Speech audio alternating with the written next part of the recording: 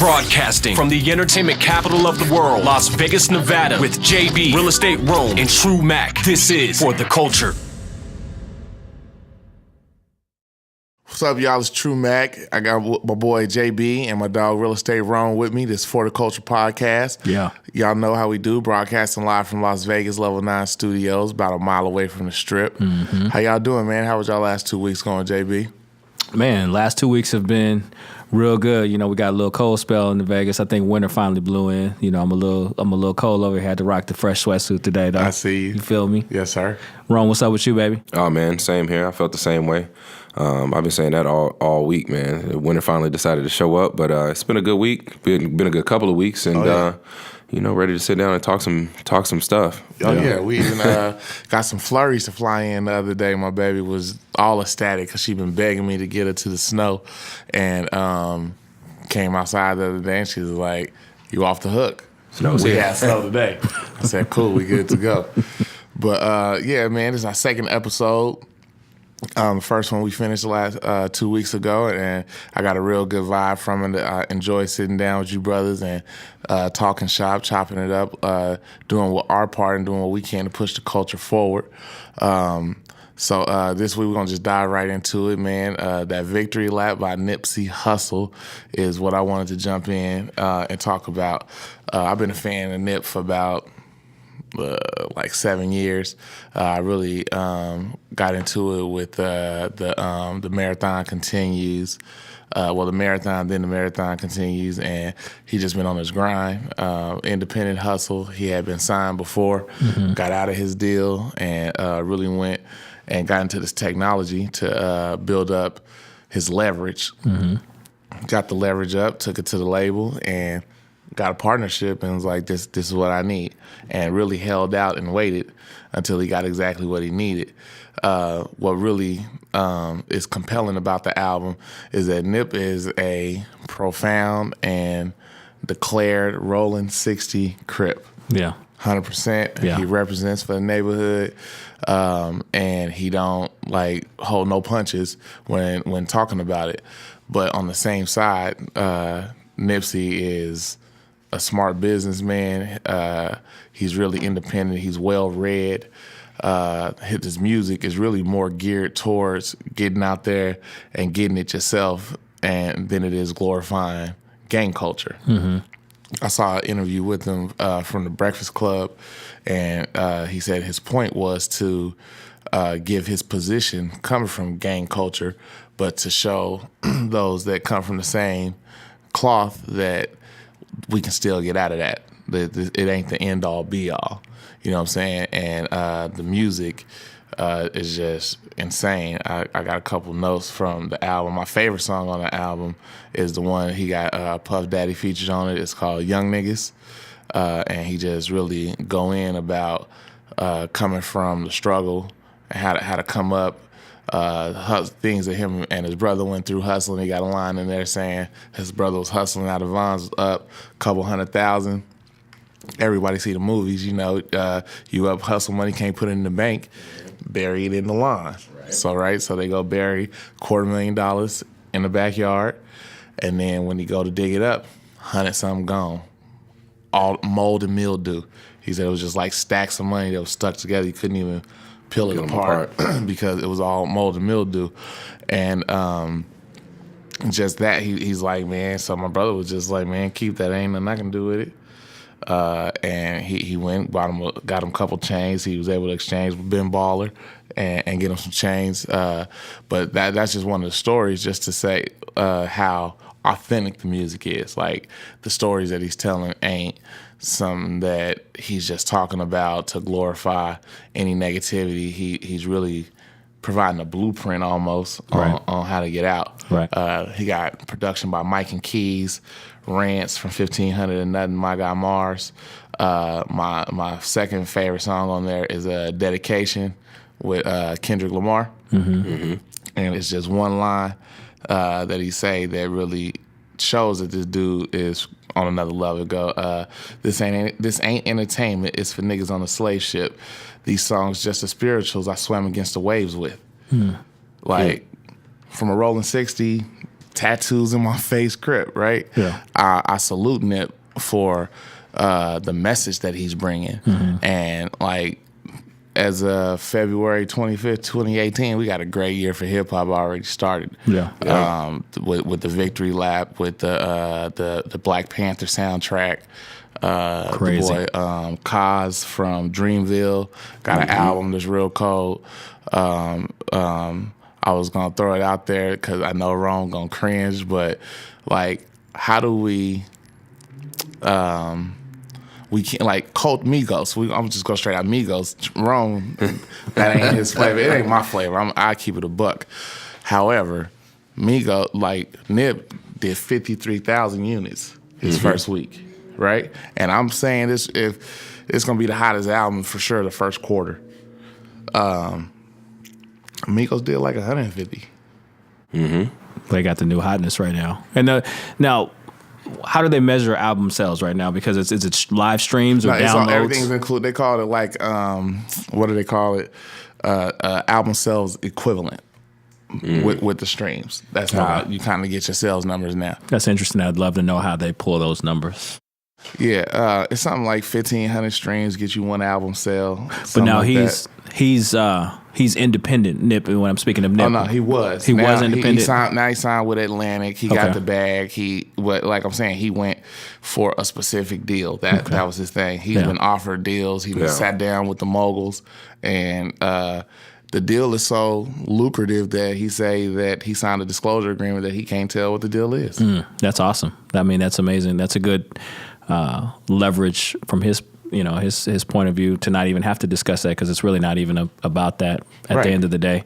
It's really about, because we all know that's made up money anyway. And well, for sure. You know how back then when Rockefeller had theirs and Murder Inc., we all know they had like 80-20 deals, like with their publishing distribution. It'd be nice to know, but even still, the fact that he can go out.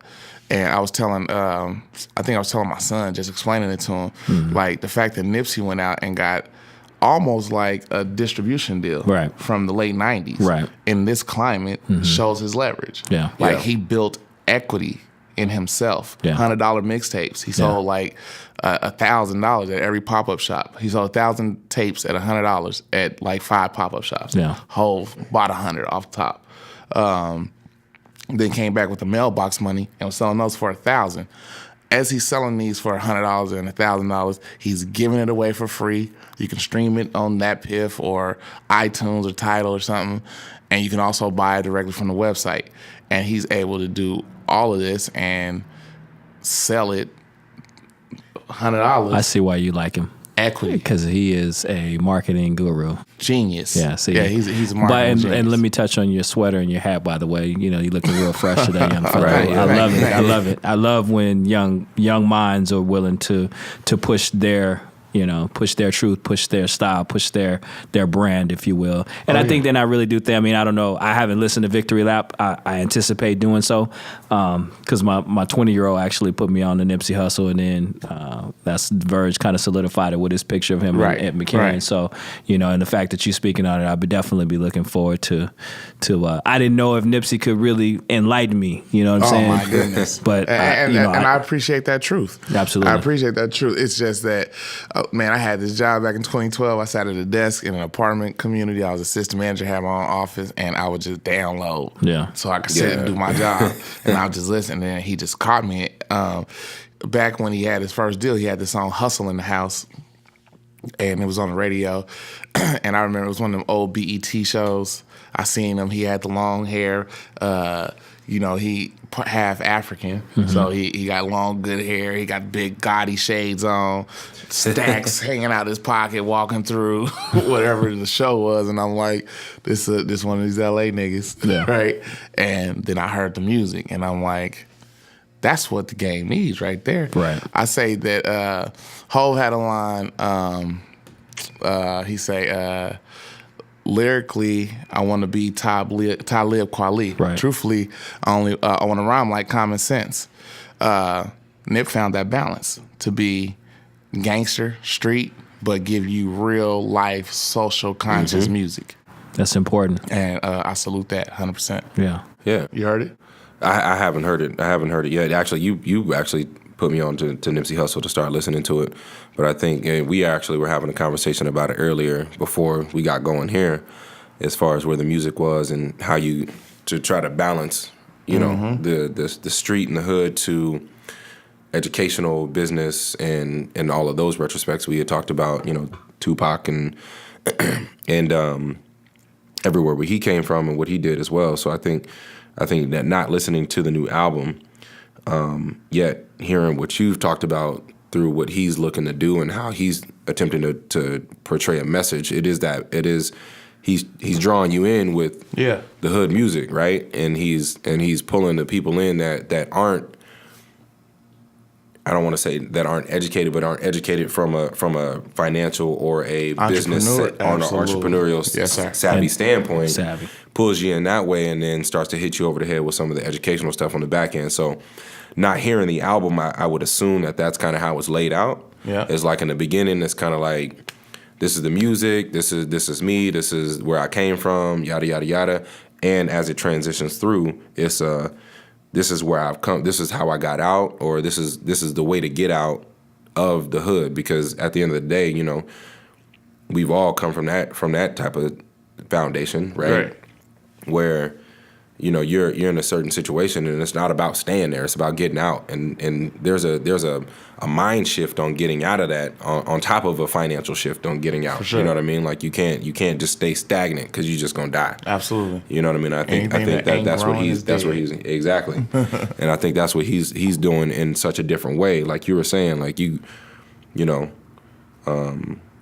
like Jay-Z said, like you don't want to stay the same. Right. You can't stay the same. Absolutely. You can't have $1 million dreams with a minimum wage mindset. No question. Right. So, but I think we're talking about music here. So I think JB he had a topic. Yeah. Talking about some good music. Thanks, Rome. You know, I think it's really important. You know, being I guess the elder statesman here, that we talk about. Some of the music that's inspired us from the past, and I think that it's important for us to know where we're going. Right. You know, to be able to know where we came from. And so, you know, I was right. I live on one side of the valley and I work on the completely opposite side. So, you know, from time to time I'll dig into I'd bring out the CDs. And I was flipping through my CD case and I came across one of the albums that really influenced me. You was digging through what? I was digging through my CDs. You know what those? are? Young kids don't know what that is. I was flapping through my CDs. I mean, I still got some tape. I still got some vinyl. I remember that CD collection, bro. But but we can talk about that. Where the one that turned up missing that day. But anyway, I replaced a lot of those, and I came across a CD that. The first time I heard it was like 1995, and I know, you know, for the younger heads out there, that seemed like a long time ago, but it really wasn't that long ago. I was a young cat, just, you know, trying to do my thing, trying to find my way. I was, you know, I had just dropped out of college. I was managing a Foot Locker and trying to figure out where I was going, what I was going to do with this thing that I loved called hip hop. And it was his album that was fresh off the heels of one of the greatest albums that I can think of. Outkast, Southern Playalistic Cadillac Music. And it was by four brothers out of the SWATs of Atlanta. It was on the hot new label, LaFace Records, and it was Goodie Mob. Yes, sir.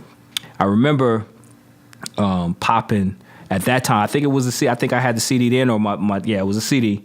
And my guy popped it in, and from the moment it first came on, like I don't know if like I'm real into production, so Organized Noise, you know, Rico Wade and them, bro.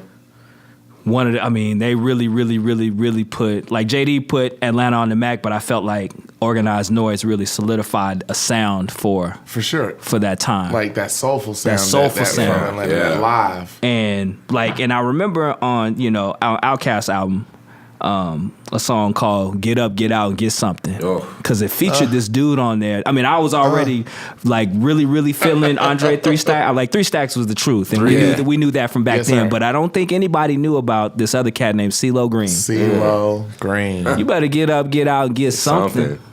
You know what I'm saying? Yes, sir. Don't spend all your time trying to get high. Man. So I was like, man, this dude is dope. Like, I can't wait to. And when I found out that he was like Goodie Mob, Yes. I was like, all right, I got to hear this album. Yes, sir. And from the intro, where he's singing, Lord, it's so hard Oh my God. living this life. Right. A constant struggle each and every day. like seriously, like this is it. If y'all get a chance, obviously you can pull anything up nowadays. You don't have to go buy the CD, but you can download. It's Goodie Mob Soul Stream Food. it. Get them Stream boys it. they bread. From what I understand, we ain't endorse nobody, but Tidal get the artist the most money. Stream it on There Tidal. you go. Shout out to Jigga. Shout out to Jigga for doing this thing for the artistry, man. But from the beginning to the end, I promise you, you will learn something. You will be a little bit more soulful. You can see what it was back in 1995 in Atlanta. You know what I'm saying? How these cats really wanted to be in this game, and they made it. And I know Mac and Real Estate want to drop something on it, but like I said, I love this album. I'm about to, as soon as I leave here, I'm gonna go put it back on and get to the crib. Mac, you want to speak on it a little bit? And even just like we were just talking about Nip. I bet a lot of them dudes who hear Nip Hussle album right now and hear that joint he got with CeeLo Green are probably like, who's this singing dude? Yeah, there you go. Right. Right. And just hear him singing, because the new guys that know CeeLo know eclectic CeeLo. Yeah, right? they don't know hood CeeLo. They know CeeLo that's trying to get a show on the strip. Right. Like, trying to get that Yeah. longevity. Maybe some of them know him with Danger Mouse. Right. With Gnarls Barkley. Gnarls They might know Barkley. that CeeLo. Yeah. But this Goodie Mob CeeLo, Man. like, The good die mostly over bullshit. CeeLo People don't had dance no more. so All they do is many this. bars. So many bars, bro. And I was just telling JB a story about this Goodie Mob. Me and JB was in the Kappa League in high school, and we had a step show. We had a step performance during Martin Luther King week back in '95. Yeah. And that cell therapy was bumping real hard. I was step captain this year. Yeah. I had us introduce like a starting lineup. We had the boys lined up side by side. The dudes that went on the step team had some girls holding a little banner that we can run through. Had the homie put a big old Kappa League thing on the banner. We Classic beat. and Verge go off. You're a 1996 step captain. True. And I bust through the paper. Ultra serious. Reminisce, Mac. Fire. Feeling it. That's the thing about that music, though. Music can take you back to where that music, where it popped off for you. Like when you can remember the summers and the time, or the girl that you was with, or what you and the homies was doing when you heard a specific song. Hey, but you want to know who I was dating when that album came out? tell them. You ever heard of a group called 702? I think I heard them. Uh-oh. And I'll tell you something even crazier. Uh-oh. They had a song to that same beat. It was called it was either called How Many Rounds Can You Go or something like that. It was dope, but it didn't make the final cut of the album. To that same beat. To that same beat. Oh, that's and crazy. it was crazy. I wish Lamisha and Irish was here because they could vouch. That song was crazy. That song would have probably even been doper, as dope as or doper than Stilo. It was a banger for real. It was a banger. I'm telling you. I'm telling you. Stilo. I just heard Stilo the other day, but I'm telling you that Rounds Can You Go or whatever it was called, it was fat. Okay. Wasn't it a song like a dedication, like a song about their mamas on here? Yeah, CeeLo was just going. I just be thinking about how hard like CeeLo could go. I don't want to get off this album, but the next one, the one after that, Still Standing. The intro was like, I heard you said you was the G.O.D. Sound like another nigga to me. Oh, yeah. Man, CeeLo. Salute to CeeLo Green for sure. CeeLo, Timo, Cujo, All of them. the cat, Big Gip. Yes, sir. Yes, sir. Goodie Mob, man. Yeah, and Timo always had that fire. He wasn't really an MC that could just rhyme, but he'd get on there and get you that energy that you need to take it to the next level. He was ODB of Goodie Mob. There you go. He was ODB of Goodie Mob.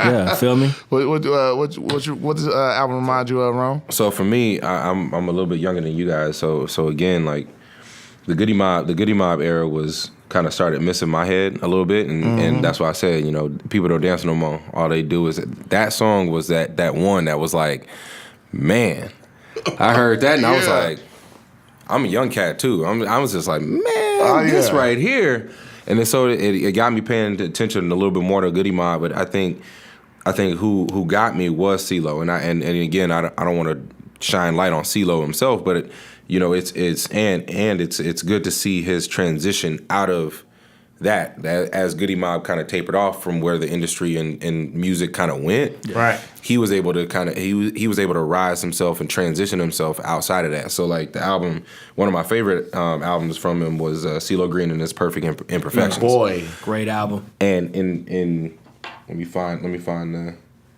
see if I probably can't find that the actual song that I love on here. And if I do, I just I'll remember say some of them cadences on there. Man, but his transitions, his voice, like his voice was just it's just his thought process behind music and being able to evolve and move and shake and push the limit really in itself was so crazy in that time. You know what I mean? Right. Like in the 90s, 80s, 90s or 90s, excuse me. In that time frame was just like, man, what are you doing? Like, and most people just couldn't understand that at that point in time, which put him where he was with the Gnarls Barkley, and he was just like, I'm just gonna keep going because that's just where I am. Like, I'm able to just start pushing the envelope. He's one of those artists that transcends. You know what I mean? Like, I really don't feel like there's much that he can't do. Oh, for sure. You know what I mean? This dude write R&B. I mean, that's what I'm saying. But I would put him and Missy Elliott in the same box because they're so talented. That was a pretty good comparison, bro. There's Missy, maybe Lauryn Hill. And to a lesser degree, I mean, Missy when she want to do something, like there's nobody that's doper. Nah, not a female. CeeLo Green, I think that because CeeLo came a little bit after, or he was in the same crew as Andre 3 Stacks, like maybe he wasn't as dope of an MC, but like when he sings, you can feel it because that's, I mean, it might as well be Al Green standing up there singing because he give you everything. Yeah. You know what I'm saying? He can arrange, he can produce, there's nothing that he can't do. CeeLo wrote that song. What's some bras? With Nicole Scherzinger, is it the Pussycat Dolls? Yeah, Pussycat Dolls. Don't you? Boyfriend? Yeah, he wrote that. Yes, sir. Yeah, he's all over the place, and with like success though, and with style, and he can still keep it hip hop, or he can go gospel on you. It's just that he was like the glue of the group because he was so versatile and diverse with his voice and with his lyrics. But even Big Gip had what's the old boy from the St. Lunatics? Murphy Lee? Not Murphy Lee. The one that was signed first. And Nelly got on after him. I can't even think of old buddy name, but him and Big Gip, they just say how they can transcend and change and basically revitalize careers. Yeah. Like Big Gip was never the dude out of Goodie Mob. No. But when the St. Lunatics came out and they got to putting albums together, he was on Grills with old buddy. Yeah. But just to be able to say, just because it comes from the right foundation, it's so much that it came out of that Dungeon family. Gip got a lot of respect in the South. Gip is probably like, I think, and if I'm not mistaken, Gip was kind of like the leader of the crew because he was the one that brought them all together. On Outkast's album, they refer to Big Gip, Goodie Mob, P.A. Outkast. Like it was never. It was all Gip. Yeah, he was pretty much the start. And then everybody else. For sure. That's but 100. I just wanted to make sure that I blessed us with a little bit of old school, and I plan to do that on each of these segments that we have. Is bring a little bit, and please, by all means, you guys do so as well, because I think it's important that our younger listeners know some of these old school, hip hop albums that were unbelievable. Absolutely. Yes, and I think you kind of hit a nail on the head too, as far as people that or artists that are able to transcend time, because Missy Elliott is a prime example. Yes. She just came out with two singles last year, and they bangers. Exactly. Yeah. Still. And I mean, the young kids were blasting it, or are still. I don't know. They are. These days, they just on to the next as quick as possible. And with Missy Elliott, the fact that she took that big of a hiatus and then come in with that same sound that she had back then. Took the hiatus and came back at the Super Bowl. Exactly. Like, you have that much star power, number one, and you have that much that strong of an ability to create music that is still relevant today. Talent can't be denied. Right. Talent cannot Absolutely. be, and that's across the board. Talent cannot be denied. For sure. Very true. So, Real estate Rome, what you got for it? Man, so for us, this is the last Sunday of Black History Month. Okay. And we were actually talking about this a little earlier as well. With Black Panther coming out, and I know you're going to talk about that in a little bit. But one of the things that I did back in December, actually, the wife hit me with a 23andMe. I remember you did. I ain't never even asked you about that. So it took forever in 3 days. So if anybody's gonna actually do a 23andMe, understand it takes like 60 days. Just have patience. Like I ain't got that I gave kind of up. patience. Like I just gave up. I was just like, hey, look. If it comes, it comes. If it doesn't, it doesn't. One of the things that I didn't realize, the cool thing is that they, once you register and stuff like that, you download an app. And for me, I wanted to, it was something that's always in the back of my mind, yet I just never put forth the effort to go and do it. And she got me the kit. And so I was like, you know what? Why not, right? Let's start to know where I come from. Let's start to know what my history is really about. And so, of course, I'm of African American descent. And you look at me, I'm darker than most people, and you would just think, he's just all black, all African American, right? He's Nigerian. The cool thing is that from the report, and I'm looking at it right now, sub-Saharan African is what they call it, what they consider it. It's 85% West African, 1% Central and South African, yet 10 to 11%, let's just call it, is European. So I'm in addition to that, in addition to being African, I'm British and Irish and French and German. Okay. And then a little bit of things here and there. Danka. East Asia, Native American, like all of that stuff. Wow. Yeah. I just felt it. I got, pretty, I was shocked by the results of the European side of it. You know what I mean? And it's funny because I took my first trip to Europe because my wife, she's born in Manchester, England, right? Okay. And so she's an Army brat, so she traveled all around the world. Her sister was born in Germany because of that and all that stuff. And when we were down there, it was just something. I remember posting a picture back in October, and I was just like, man, it felt like home with people that I met for the first time in a European country, and yada yada yada. And it was just like, I mean, although it's a small percentage, there was somewhat of a connection. Right. And so I wanted to talk about this and more so to say,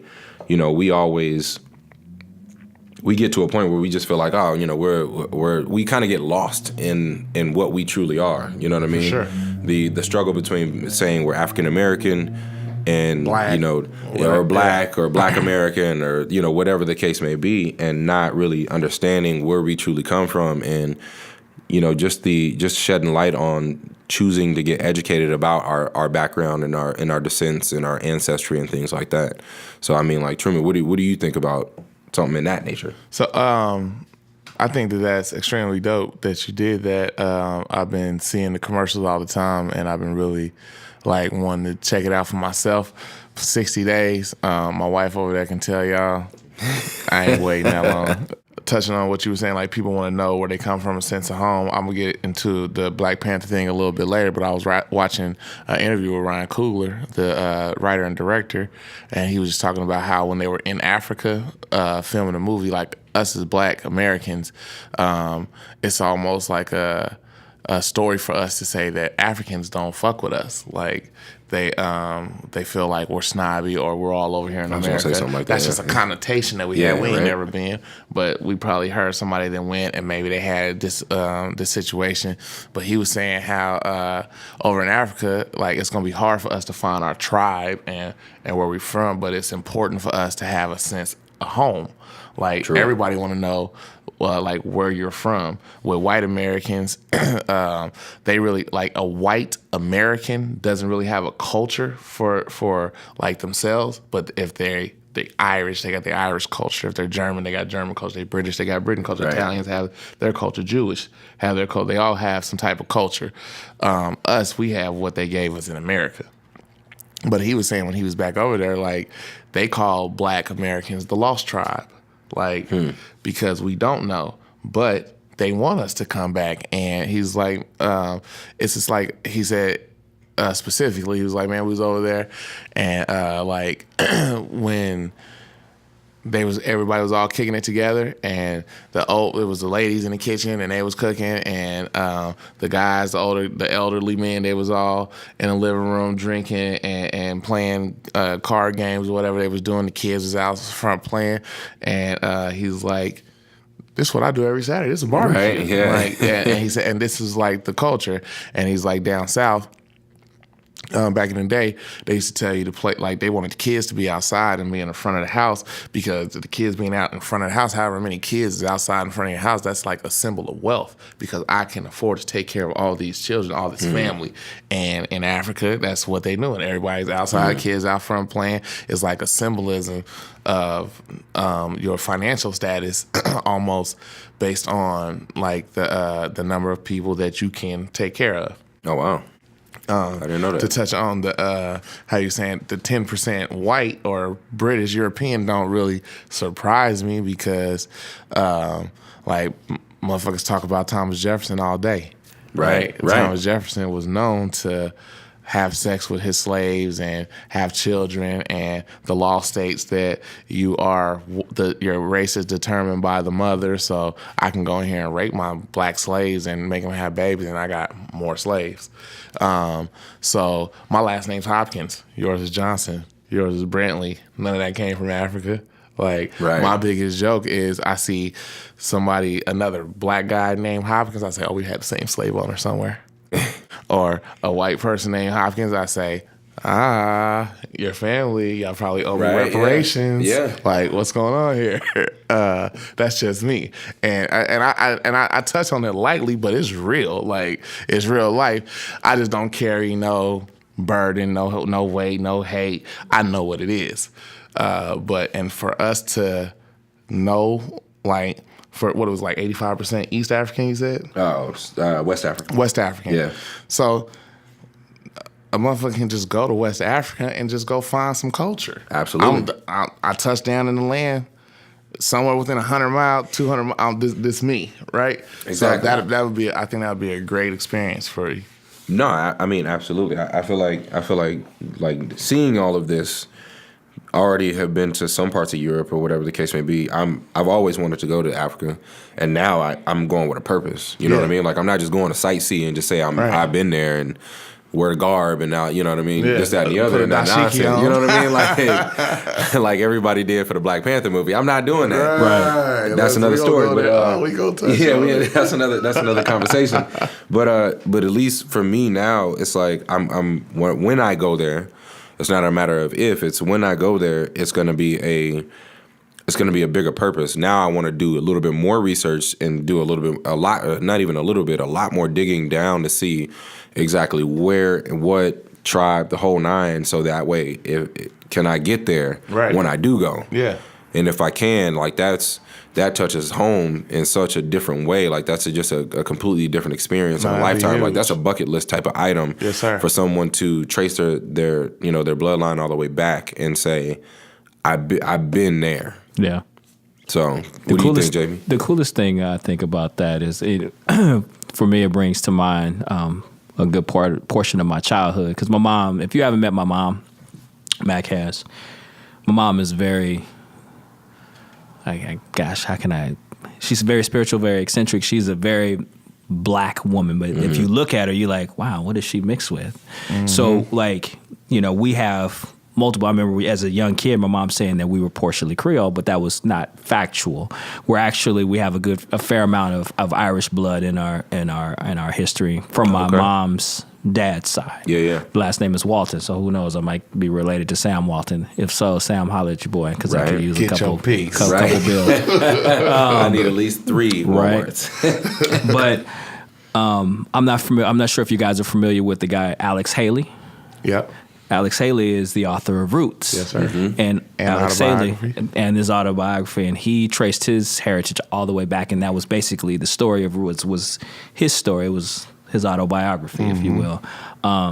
And my mom and him were good friends, and she brought him out here way back in the day when she was the director of, I think it was public relations for the Desert Inn, way back when. And she's got pictures with Alex, and I have pictures with Alex.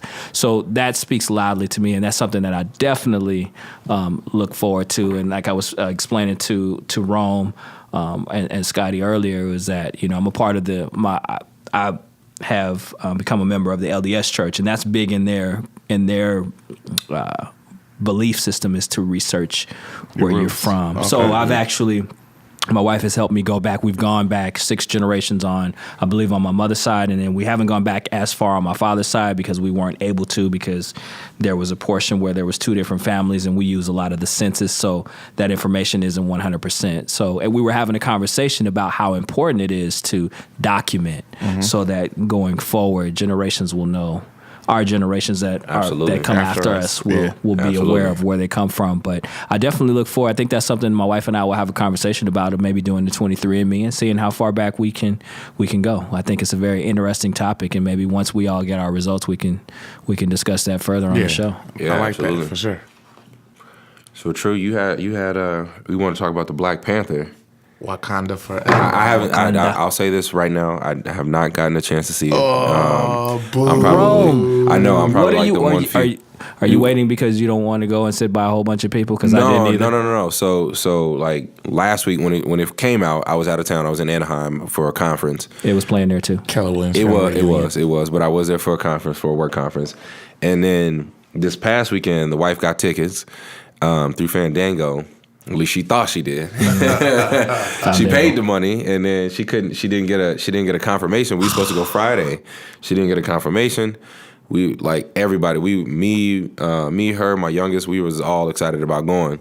And she hit me, was like, "Hey, your berets on and shit." Man, she hit me, and so I'm looking online. I'm trying to find something, and I mean, literally, I'm talking about the reverse nosebleeds. It's like that very front. You gotta cock your head up. Yeah. I was like, I can't do that. So we're gonna have to. So we'll see it next week. Mm-hmm. So, well, I ain't gonna ruin it for you. I mean, no, we can have a conversation. Right. So at the end of the day, I'm gonna make sure the money goes where the money needs to go. For sure. We're totally gonna ruin it. No, yeah. We're gonna have a conversation. We're gonna ruin it. I'm on some $500 million in your first week box office smash. Man, congratulations to the team. Man, they killed it. A movie that was predominantly. Is that the number so far? Yeah, $500 million for the first week. They're thinking about $700 million worldwide. Wow. And so let's hope that is an amazing number.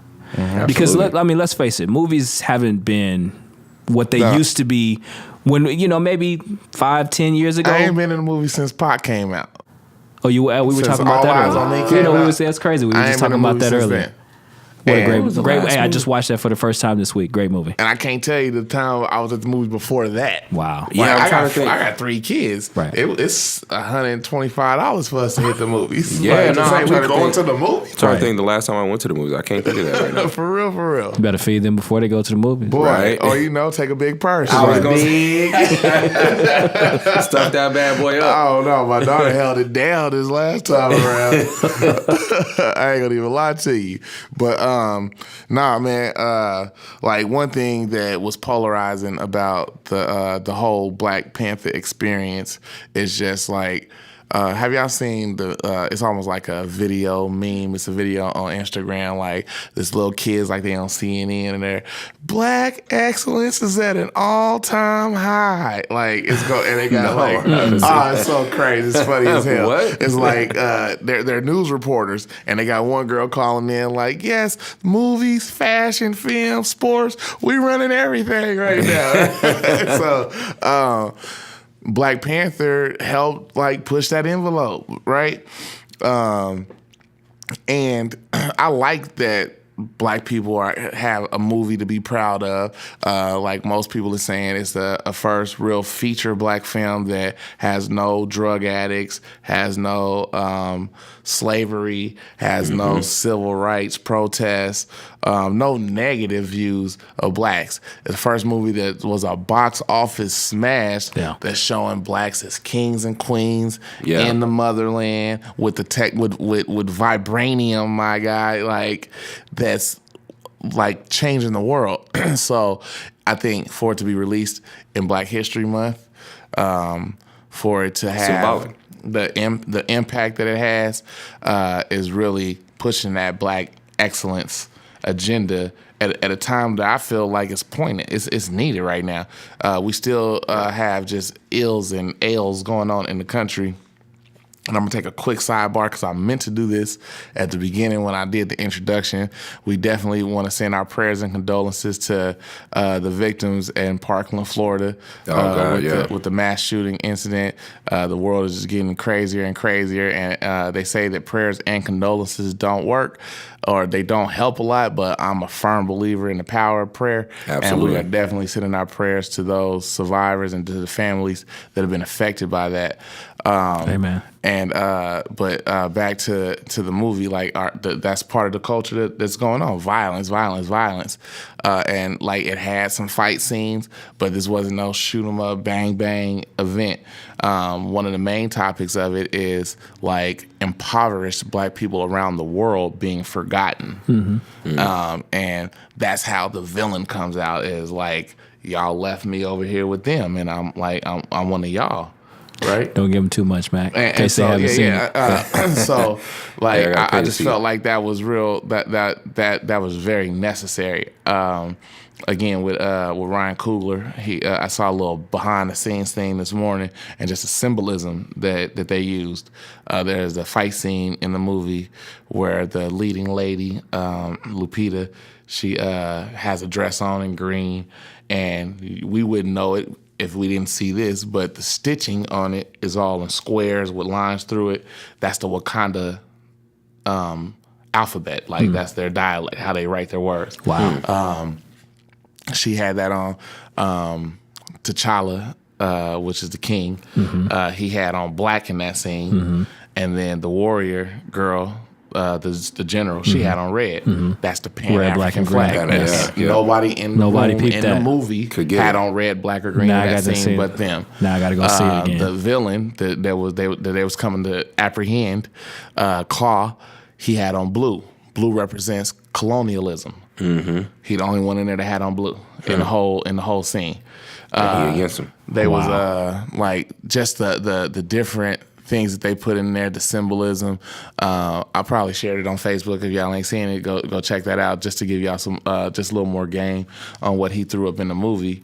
That like brings it even more life and gives us more in depth. It gives us more depth about the African culture and the things that he put in that movie to make us proud. Yeah, so it was just a lot of symbolism and items that he put in there for us to grab hold to make sure that it wasn't just a movie.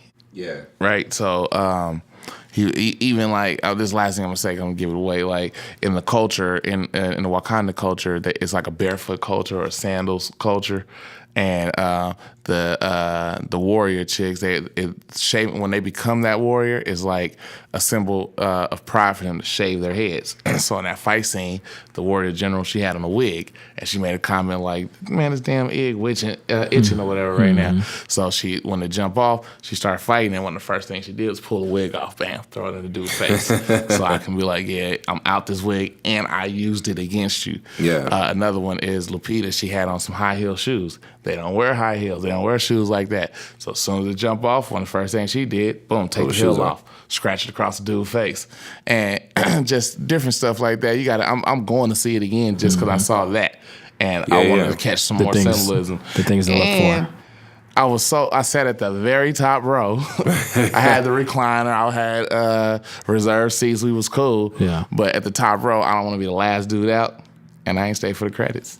Ooh. And you missed it. Yeah, I ain't stay for the credits. So I'm going back to see it just for that. Okay. You seen it already? What you thought about it? Man, so I took my little guy. You know, he's a big superhero fan. We go see everything. You know, we went to see Thor. I'm not a big Marvel comics guy. I'm more of a DC comics guy. I am. But I wasn't a huge fan. I'll be honest with you. I wasn't a huge fan of the new, Justice League. It was just okay. I thought it could have been better. And the one thing that I do like about Marvel is it just seems like their movies always have a little bit more substance. Oh, I'm just my boy put this up on Facebook, and I ain't got a chance to go in depth. I'm not a comic book dude either. I saw X-Men on the cartoon when I was a kid, and I watched all the X-Men Marvel movies. Other than that, I really don't get into it. Right. But he said that something that Stan Lee did on purpose is use the civil rights movement in the comic books. He said that Professor X is modeled after Martin Luther King. Yes. Magneto is modeled after Malcolm X, and I was like, that's some science you dropping, son. Can I get a little bit more of that? Yeah, that makes sense. And then he just went off. Boom, boom, boom. I told him, man, I'm going to bring you in on the podcast so you can drop this game on us one time. Because we got to have that. We got to have that. Yeah. But you hit all of the reasons why I really love this movie. The one thing that I think because I try to think like a businessman as much as possible, especially when I come on this show because I'm sitting with two amazing businessmen, three actually. Oh, yeah. How dope is it for Marvel Studios to give a black man $200 million to make a movie? I mean, how dope is that? Because we don't get that. We don't get those type of budgets. Like 200. I mean, when you really think about the important thing is that they thought enough of this because I saw something on Facebook also. Facebook is kind of like our new review journal, if you will, our USA Today, if you will. It also talked about his Ryan Coogler and Fruit Valley Station, which was an Fruitvale. Fruitvale. My apologies. Yeah. Great movie. Yeah. And then Creed. I mean. Yeah. Who thought of to shoot the Rocky trilogies or the Rocky from Apollo from Apollo Creed's perspective. The using that and being able to do that, and then to be able to parlay that into a $200 million budget to shoot Black Panther and really put out the type of hype and anticipation that this movie was able to garner, and it delivered. Because a lot of times when movies have this much hype, they're usually not that good. They fall flat. So you said that $200 million because I had read something earlier about his budget for movies.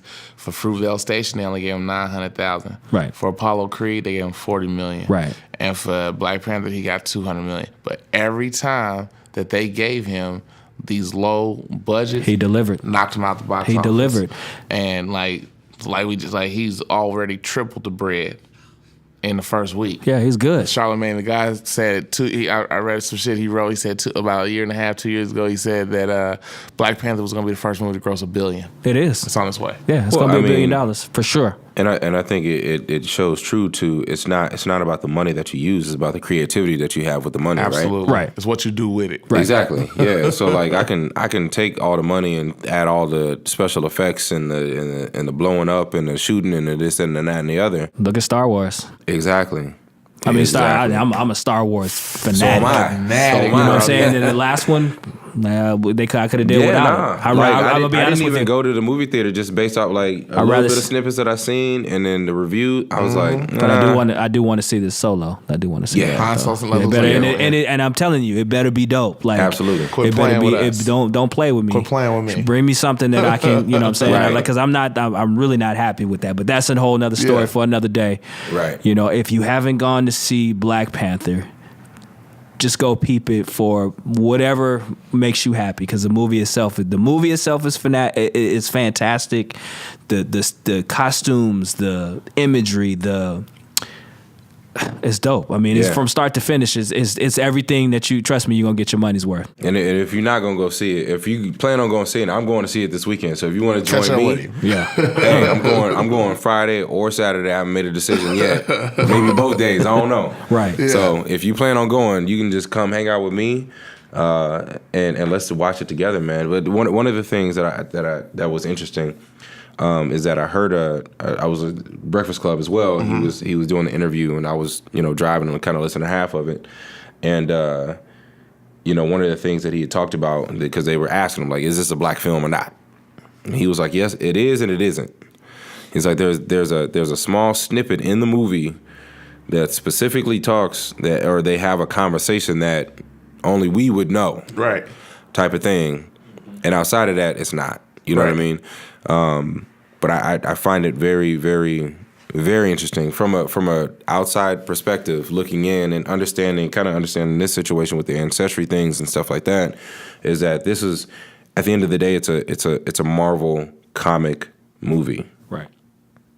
So I want to ask a question. I'm gonna challenge the status quo here and push the envelope. What do you guys feel about the masses that I've seen anyway online and social media and stuff like that, wearing the African garbs? I'm happy you asked that. Man, shit. yeah, and like the whole movement situation behind, because it's a Black Panther movie, because it's Black Panther. Can I touch on it, because I know you're gonna go all the way in it, and I'm just because I'm not that type of person. I don't want to. Well, I think to each his own. I think if that's what gets you proud about who you are, then absolutely go all out. Where whatever you feel makes you comfortable, and whatever you feel like is going to make you proud and show your Afrocentricity. My son this week, we cut the fade up so it was tall. He had the kid and play going, and he was like, "Dad, eraser head." Yeah. But you know what he did though? That was dope. That was even doper, because it wasn't long enough for him to braid it to the back, because that's what he wanted to do. But he twisted them up, so he had to twist, and it was so dope. I bet it was. And you know what? He caught me off guard with one, because I asked him. I was like, "Do people like your hair at school?" He was like, "Nah, they said it looked like worms and of course, stuff like that." I said, "Well, how do you feel?" He's like, "My hair is dope." Tell them they hated on Jesus. I said, as long as you like it, that's all that matters, son. That's all that matters. So, hey, your son remind me of in this picture. You ever seen Fabulous Son? Nah. Fabulous son named Joso, I think. Yeah. That look just like your little boy. And they got the same haircut right now. They both high yellow. Got that. Killing them with the 88. Hey, 100%. I was saying, I was glad you asked that, because I've been seeing people who have no clue what the movie is about, going all Afrocentric. And before you jumped, I was gonna say, man, when you say go see it, I was gonna say, man, go see it. I don't care if you're going a t-shirt, if you're going African garb, if you want to go like you Huey Newton, like whatever you feel, exactly. Right? I go to the movies, and I'm married to a Mexican woman. My son is full Mexican. I raised him since he was 4, so you can't tell nobody he ain't my son. Like, everybody seeing with him thinks he's my son, and it's funny because this dude look like almost a white boy. Yeah. And they be like, even his football coach is like, "So when is it going to get your height?" Never. Right? So it's me, and then my daughter, so she 50-50. Now that's your spitting image right there, dog. Right. So she kind of brown, right? So we all walking in, and I see a dude behind me. This dude got on black jeans, the black turtleneck, black leather jacket with the black beret. Oh, yeah. And I turn, and I'm like, power to the people. Right? However you come. But that's somebody that didn't have a clue what it was about. Right. I got a homegirl that went up on social media and all dressed in African garb. This is what I'm wearing to Black Panther, right? And then went and saw the movie and was like, this is not what I expected. Exactly. And I'm just like, how, like, we can't be sheep. No. Right? Even if it's for some, and the fact that it's not like a movie about black power. The struggle. Like, yeah, exactly. But let's all remember, the revolution will not be televised. Right. Yeah, exactly. So, exactly. Even though it's not that, it's still a black movie. It's a black director. He co-wrote the film. It's probably 95 to 98% African American actors or African actors. So, like, let's be proud of that. And not only that, it drops a message that we all can get. Yes. Like when you see it, you'll see exactly. It's a message. Right. For real. When you see it, we'll have to revisit this discussion after you see it. But there is a message in there. We cannot continue to leave our disenfranchised out of the equation. Absolutely. Whatsoever. Absolutely. I guess hearing the interview and then seeing the people going out, and not to knock anybody by any means, because JB, like you said, show up as you please. You know what I mean? Come as you are type of situation. And if you feel like that's a need that you want to show up in, I just feel like it's interesting because I think we lost the fact that it's a Marvel comic movie. It is a comic movie first. For sure. Yeah. And this cat, Black Panther, has been in the Marvel comics Forever. For along the way, like for those, and that's another thing I think that is we don't read comic books though. We don't have comic books. Exactly. We don't read comic I was books. just about to say that. Like it's interesting and telling at the same time, because the Thors, the Spider-Mans, all of these others that are coming along the way, Captain America, all of that is like, hey, look.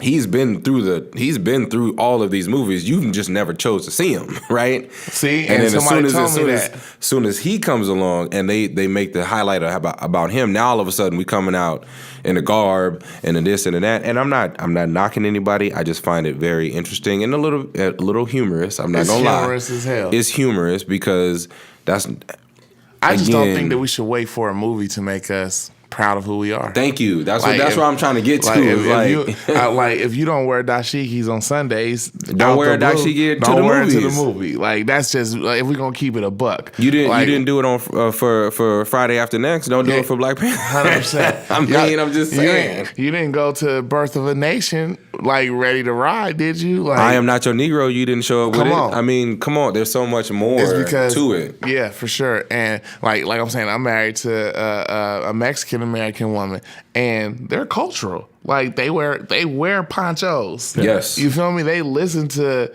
straight banda music that's come and that's how they get down. That's what we missing though. Like we think that dashikis is our culture. We think that the black beret is our culture. It's part of who we are in America, but that's not where we from. You know what our culture is? Our culture is hip hop. That's what our culture is. Absolutely. Our culture is jazz. Our culture is that's our blues. American culture for sure. It's our American culture, but that's what gives us culture. And I mean it's because our culture was like you touched on earlier, we're the lost tribe. Absolutely. So we had to pretty much create our own culture. But it's not just us, it's this entire country because they can't help but run to it. Oh yeah, they pour it into their souls. They love it. You know what I'm saying? They love it more than we do half the time. Exactly. They definitely buying it more than we are. Right? And it goes worldwide. Yeah, you know what I'm saying? So without question, that's a good point. Brother. So it's up to us with forums like this and platforms like this to be able to push that culture so that it continues to move on. No question, man. I think that we covered it all today. What y'all think? I had one more topic, but I'll save it for next time. I was going to talk about the All-Star game. How we didn't talk about it. How we didn't talk about the All-Star game. Right. Hey, was that All-Star game not dope? Finally, we have some interest in an All-Star game. Hey, that's the best All-Star game that I probably remember ever watching. Finally, something to make people say, let's watch the All-Star game. It's not just the East versus the West. Now it's, this guy, I got him. You got him. I got him. How dope was that? I'm going to take the L on this one again. I didn't see it. It's because he's real estate wrong. I worked too much. It's because he's real estate wrong. He's trying to push like 100 deals through this year. I worked too much. He's showing houses. He's taking listings, kicking ass, and he ain't got time to frolic. Well, for those of you that didn't catch it, it was Team LeBron versus Team Steph. Yes, sir. Team LeBron won 148-145. Ooh, that was LeBron close. James was was the MVP. Really? I wish I could pull up the roster. He decided to step let me up. tell you real quick, I though. love LeBron, and I always say that, man. He step up when he wants to. So it was LeBron, KD, Russ, Ooh. Kyrie, KD and Russ on the same side? and That's Anthony the start. Davis. Yeah. That's the KD starting and five. Russ on the same side. I think KD he and did- Russ on the same I think side. he did that on purpose. I said it that day, and I was like, "Look at you, Bron. You sure is the nigga you portray yourself to be, bro." You blending the gap I right love now. that. So it was Russ and KD and LeBron and Kyrie. Yes, Mind you. right, and that's why.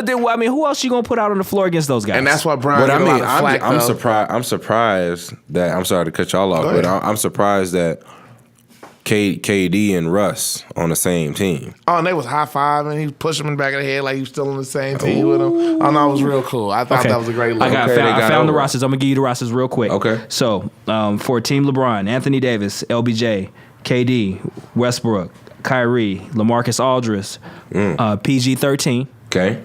Andre Drummond, 13. Kemba Walker, Goran Dragic, Oladipo, and Bradley Beal. Yes, sir.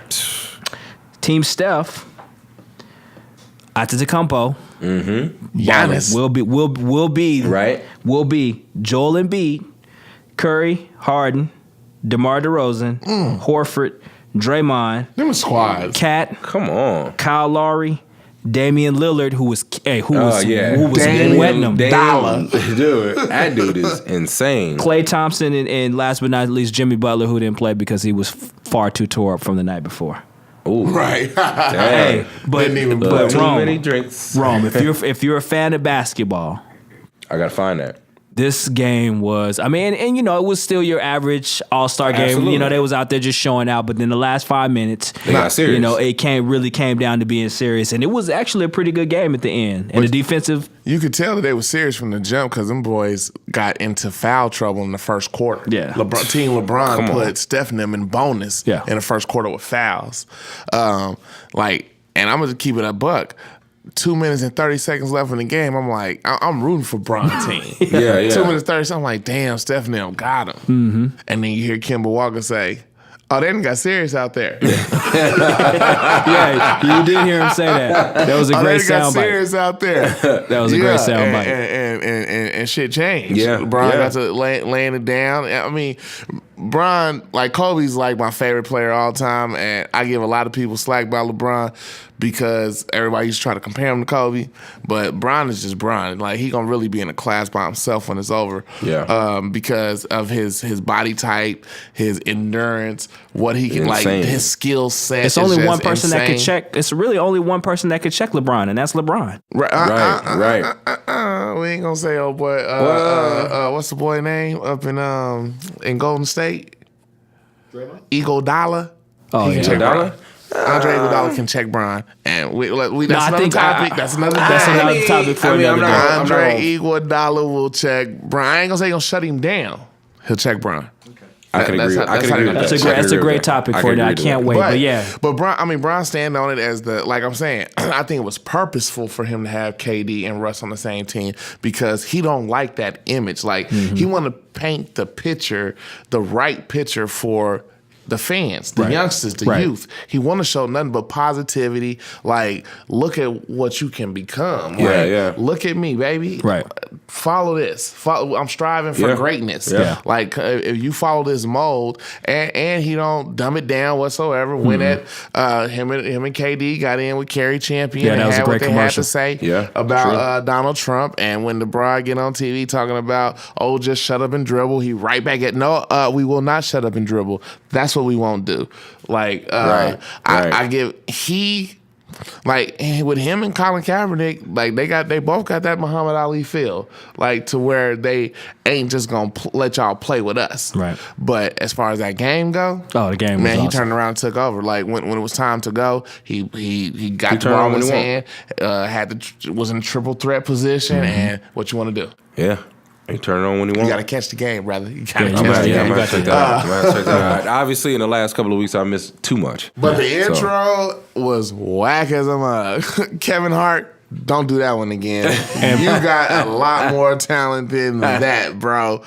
That intro was horrid. Like, we gonna do a musical about me. Like, that was it was like High School Musical. He did a musical? Yeah. Luckily, I didn't see it. Oh, bro, he had Queen Latifah come out and rap a verse. man, He had come on Ludacris now. rap a You lost verse. already. Jamie Foxx rapping, and the dude that's in the new Dos Equis commercials, the white dude is with the new most interesting. And I can't stand him either. The new most interesting. You're not interesting At all. You are not At all. New niggas is the reason I stopped drinking Dos Equis. You're not Because of interesting. you. But anyway. And your homegirl on the national anthem, Fergie, baby girl. Fergalicious. Listen, there's only a few people that can change the man. national anthem. Oh, man. It's trying to change it? really only one that I've You ever ain't heard seen. it? Oh no, I bro. ain't seen none of it. She went on the jazz vibe. On You must have been off national of anthem. Facebook for like a week and a Oh, half, yeah, dog. man, Because no, they trust was me. dragging her on Facebook. It was drug her. really To the point that she came and apologized. She came public and apologized. Like, I tried to do my own rendition. I'm sorry. I'm sorry. My bad. Yeah, it was. Thank you for apologizing because Yeah. there's only one dude I've ever seen that ever was able to change it, and it was Funky Fresh, and that was one of the greats, Marvin Gaye. Oh yeah. Yeah. Yeah. I was hoping you didn't say the aura. No, come on, man. The aura had him step no. into the name of love. Definitely was not Yeah, going to not say even that guy. Yeah, Because I just been seeing all of the horrible Yeah. national anthem performances since Fergie got down. And they showed the aura was in there in the boxing ring. That was terrible. Jermaine Taylor. That's right. Whoa, say, can you see? Out of line. Like, just stop. Oh man, I love this stuff right here. So we all wrapped up. We good? Anything else y'all wanted to touch on before we get up out of here? man. I think I touched on everything, man. I just want to say that how much I enjoy y'all for being able to conversate about things in a manner in which we can show people that we can have good, positive conversation, thought-provoking conversation, and really be able to express ourselves. I appreciate y'all for that. Appreciate you for being a part of it, Ron. Same here, man. I think we said everything we needed to say, and until next time, man, I appreciate everybody for watching and listening, and until next time, I can't wait for the next one. For sure. So y'all can be able to check us out at www.doitfortheculture.com. That's the number 4 and I'm sorry, and the has an A. So www.doitfortheculture.com. This is episode number 2. So we'll be uploading episode number 1 tonight to YouTube, and we'll have it on the website here in the next week. For JB, for my boy Real Estate Ron, I'm True Mac, Scott Vera, fucking with us. We for the culture.